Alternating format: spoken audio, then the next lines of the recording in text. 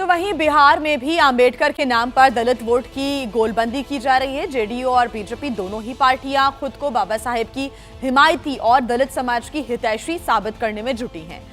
मौसम चुनावी है, इसलिए तैयारी भी पूरी है।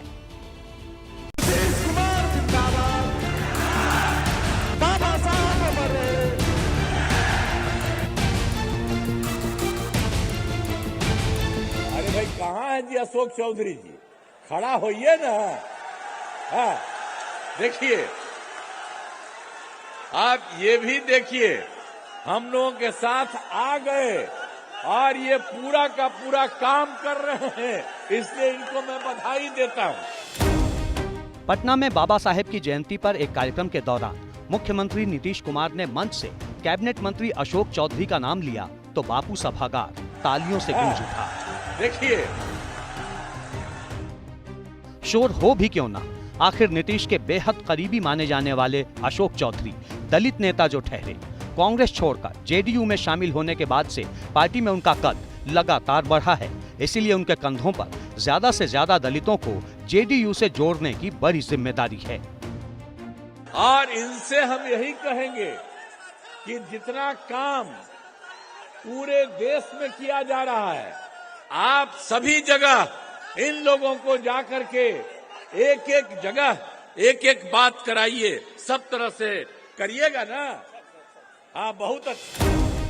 भीम संवाद नाम से शुरू हुए इस कार्यक्रम में नीतीश सरकार और जेडीयू के कई बड़े नेता शरीक हुए, जिसमें दलित चेहरों पर ज्यादा फोकस है।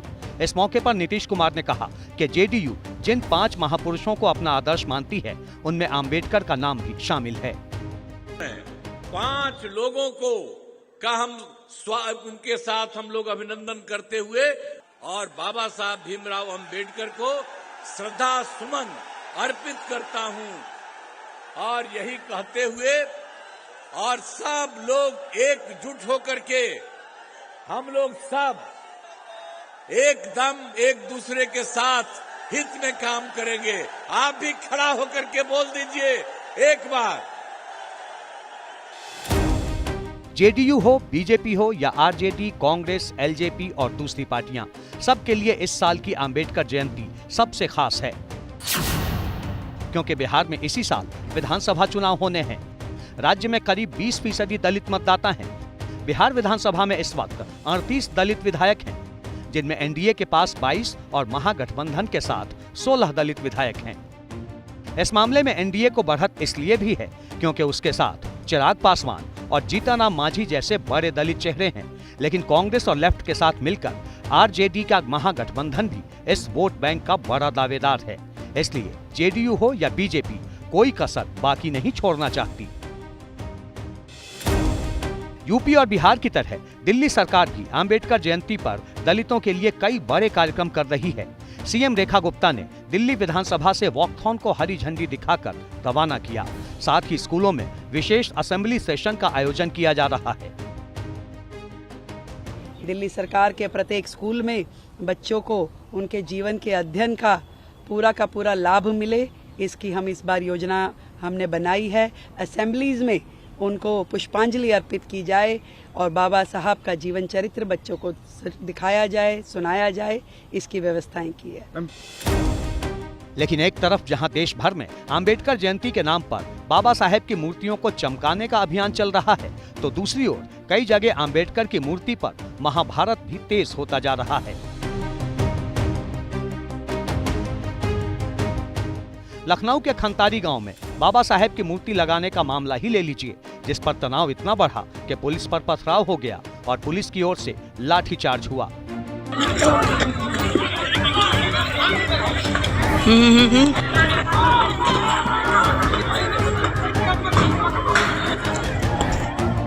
संवैधानिक मर्यादाओं के तहत अपनी बात कह सकता है, अपना विरोध दर्ज कर सकता है, लेकिन किसी को भी कानून को अपने हाथ में लेने का अधिकार कतई नहीं है योगी राज में। कहीं भी अगर कोई अप्रिय घटना घटती है, किसी तरह की कोई अराजकता होती है, तो उसकी घोर भर्त्सना करती है। समाजवादी पार्टी तो पूरे उत्तर प्रदेश समेत पूरे देश में समाजवादियों से राष्ट्रीय अध्यक्ष जी ने आह्वान किया है कि जो बाबा साहब के विचार हैं उसको लेकर के स्वाभिमान, स्वमान विचारधारा का एक आंदोलन चलाया जाए, लोगों से संवाद हो। से तमाम होर्डिंगें लगी हैं, भारतीय जनता पार्टी के नेताओं की होर्डिंगें पर उनके तस्वीर बड़ी है, बाबा साहब की तस्वीर छोटी कर दी गई है। लखनऊ का मामला अभी ठंडा भी नहीं हुआ कि झांसी में नया विवाद खड़ा हो गया।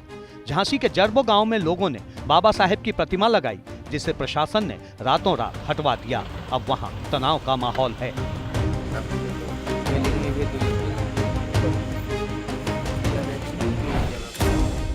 उधर जब से राणा सांगा पर दिए बयान को लेकर सांसद रामजीलाल सुमन के खिलाफ करणी सेना ने मोर्चा खोला है, समाजवादी पार्टी को दलित वोट बैंक की मसीहाई करने का नया मौका मिल गया है।